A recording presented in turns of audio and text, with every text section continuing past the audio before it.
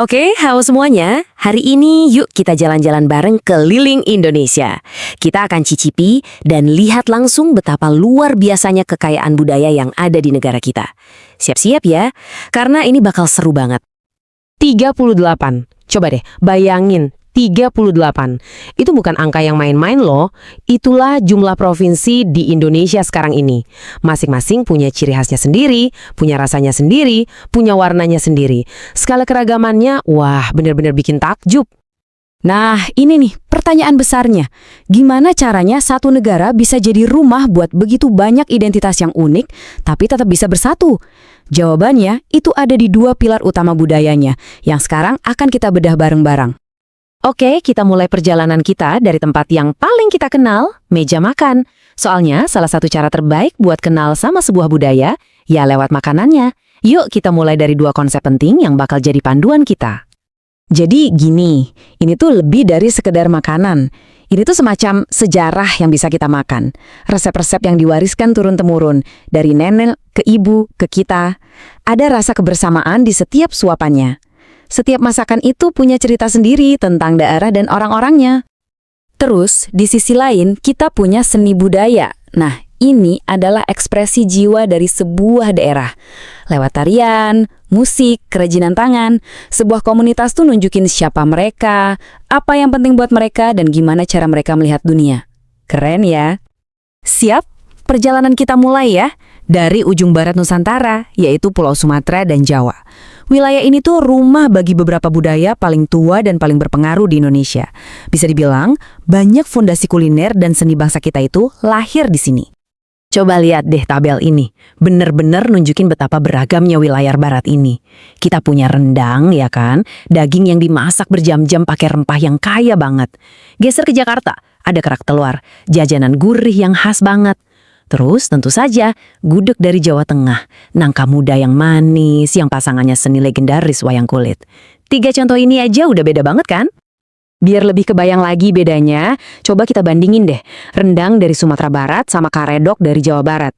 Rendang itu kan masaknya lama, rumit, penuh makna, seringnya buat acara-acara penting. Nah, kalau karedok itu salad sayuran mentah, pakai saus kacang yang seger, makanan cepat buat sehari-hari. Dua-duanya sama-sama enak, tapi filosofi di baliknya itu beda banget, padahal pulaunya sebelahan. Oke, dari barat kita loncat sedikit ke timur ya, ke jantungnya Nusantara, Bali, Nusa Tenggara, dan Kalimantan. Di sini kita bakal lihat gimana lingkungan yang beda, dari pantai yang indah sampai hutan lebat, bisa membentuk tradisi yang unik banget. Nah, kalau di Bali, kita disambut sama ayam betutu. Ayam yang bumbunya kaya banget, dimasak pelan-pelan, biasanya buat upacara adat.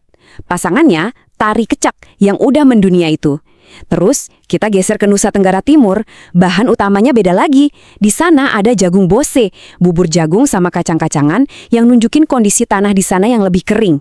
Ini bukti nyata gimana geografi itu ngebentuk apa yang kita makan. Dan sampailah kita di perhentian terakhir, di ujung timur Indonesia. Ini adalah wilayah dengan ekosistem yang luar biasa dan budaya asli yang masih kuat banget. Di sini nih, kita bakal lihat ada perubahan besar soal makanan pokok dan juga ekspresi budayanya. Jadi, poin paling penting di sini adalah pergeseran dari nasi ke sagu dan umbi-umbian. Di Maluku dan Papua, papeda, bubur sagu yang lengket itu adalah makanan utamanya. Biasanya dimakan bareng ikan kuah kuning yang segar. Terus di pegunungan Papua, ubi bakar yang jadi sumber energinya. Ini nunjukin gimana masyarakat itu pinter banget beradaptasi sama alam sekitarnya, dan dari situ terciptalah masakan yang otentik. Nah, ini juga satu hal yang menarik banget loh. Ternyata ya, garis budaya itu nggak selalu sama persis kayak batas provinsi di peta. Contohnya gudeg sama wayang kulit. Keduanya jadi ikon Jawa Tengah sekaligus Yogyakarta yang nunjukin kalau mereka punya akar budaya yang sama.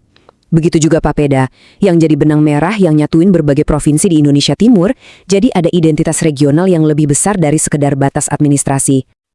Oke, setelah kita jalan-jalan virtual dari barat ke timur, terus apa dong kesimpulannya? Kita udah lihat keragaman yang luar biasa.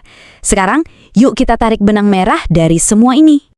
Coba kita ingat-ingat lagi ya, kita udah ngerasain perjalanan kuliner yang keren banget. Mulai dari kekayaan rempah di barat yang pedesnya nendang, sampai ke makanan pokok dari sagu dan umbi-umbian di timur yang sederhana tapi penuh gizi.